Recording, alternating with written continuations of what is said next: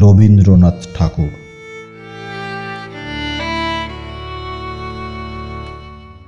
আকাশে বাতাসে ভেসে বেড়ানো একটা নাম।